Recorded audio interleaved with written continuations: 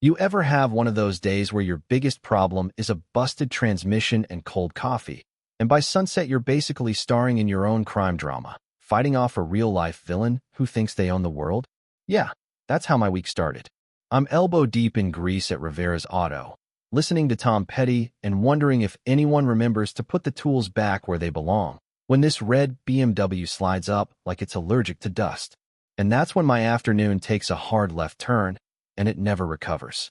Out comes Jack Collins, kid's maybe 18, but he struts in wearing a shirt that probably costs more than my entire wardrobe, acting like the world owes him something. And I'm just here to serve. Doesn't say hello, doesn't even look at my please wait sign, just barges in and goes. I need your cabin for prom. Memorial Day weekend. Says it like I'm supposed to throw him the keys and thank him for the opportunity. You know what I mean? I tell him, as calmly as I can, that the Hendersons already booked it last August, same as every year. Jack just stares at me, all disbelief, like I told him gravity stopped working. But it's for prom, he says, like that's supposed to unlock some secret level where contracts don't matter anymore. It would be hilarious if it wasn't so damn arrogant. And that's when I hear those heels, sharp and expensive, clicking on my concrete like a warning bell. Enter Christina Collins, Jack's mother, Pine Valley's very own Queen Bee, HOA president for 6 years running, famous for never losing a fight and for making sure everyone knows it. She sweeps in like she's chairing a Senate hearing, portfolio thick enough to use as a weapon, and this vibe like she's the main character and everyone else is just background. Mr. Rivera, she says, with a smile you'd expect from a loan shark. I understand there's confusion about the cabin. That's how she does it. Makes you feel like any problem you have is your fault, and she's here to fix it for a price. When I explain, again, that it's booked, she doesn't even blink. Just keeps cataloging every reaction, measuring exactly how much pressure it'll take to make me fold.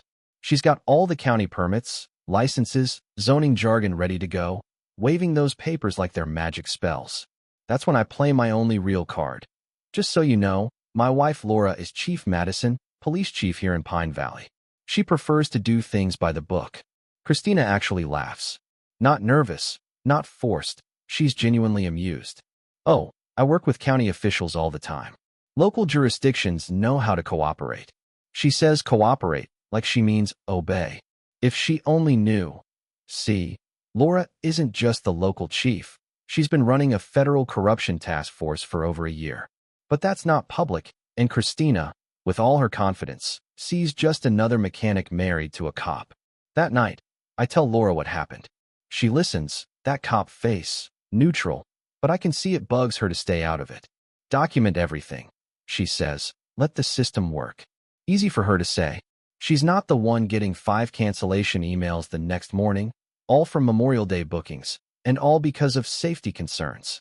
Henderson's included. 3 years in a row, never a problem, and now suddenly it's all. We heard there were issues. From who? Take a wild guess. Next morning, 8 a.m., I get a visit from Richard Collins, Christina's husband. Poor guy looks like he's held together with caffeine and fear, tie crooked, hands shaking as he tries to hand me legal-looking documents. He tries the nice approach. Maybe we can find a mutually beneficial solution? But you can see he's reciting lines, worried his wife will materialize and judge him. He rattles off all the boards Christina's on, how she can make my life difficult through official channels. It's soft intimidation, like being mugged by someone who apologizes while they do it. But here's the twist. Maria Santos, my neighbor, jogs by. All, hey Gregory, everything all right? She works for the government, friendly but sharp, and when she sees Richard, she suddenly gets real interested in business disputes and the importance of documentation. The way Richard reacts, pale and nervous, tells me Maria's reputation reaches way farther than my own. After Richard flees, Maria leans in and goes, document everything. You'll need it. She's right. So I start digging. Christina isn't just HOA president. She runs the Pine Valley Youth Foundation, supposedly helping kids, pulling in over $200,000 in federal grants. But there's no proof of any real programs, just a P.O. box and a website full of corporate cliches. The more I look, the weirder it gets. Fancy house, BMW, designer clothes. None of it adds up for a nonprofit salary plus Richard's modest law practice. You know that gut feeling when something's rotten, but you can't prove it yet? Yeah. On Thursday, county inspection notice lands in my mailbox. Full compliance review, 10 days notice, $25,000 in possible fines. And a note, handwritten by the inspector. Some people don't like to lose. Prepare thoroughly. Even county workers are scared of Christina. Laura comes home, says again she can't help. Ethics, neutrality, you know the drill. I'm losing sleep, trying to figure out my next move. And then I get my break, right there in the produce aisle. Mrs. Carter, an old neighbor, nervously hands me a manila envelope. I was bookkeeper for the Youth Foundation. The numbers don't match. Grants for camps that never existed, equipment bought, but never delivered, summer programs with no kids. When I asked questions, I got fired. Inside the envelope, copies of bank statements, grant applications, expense reports. It's a paper trail of fraud. Money moved through shell companies, equipment that's just vapor, fake programs, fake expenses. This isn't clumsy accounting. It's a full-blown scam. Maria gives me tips. Check public records, campaign donations, foundation payments.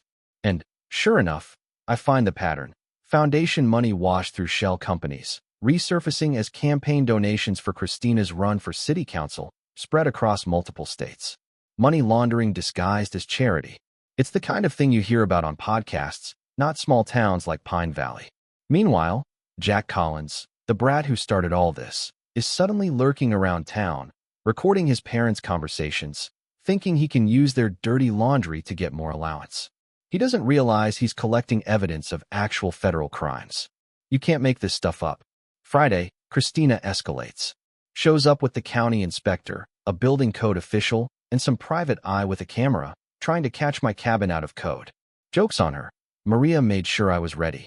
Permits up to date, every corner documented, even a loose deck board fixed right there. They come up empty. You can see Christina's armor crack.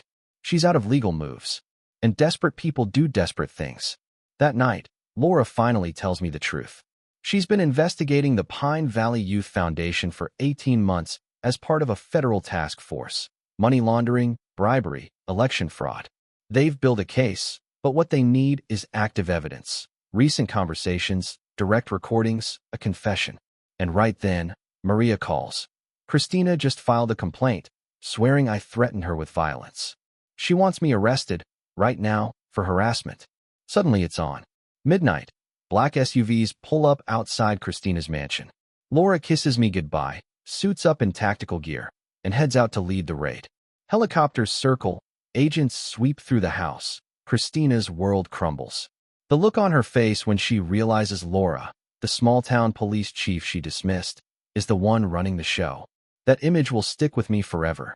Shock, denial, rage, bargaining, all in seconds. Christina's arrested, Richard too. Jack, the kid, goes from blackmailer to star witness, since his secret recordings caught it all, the money laundering, the bribery, the whole rotten scheme. But Christina, even in cuffs, tries one last trick. She files charges against me, claiming I threatened her. Irony's got nothing on this woman. I'm sitting in county jail while she's facing federal charges. For 48 hours, my life's on pause.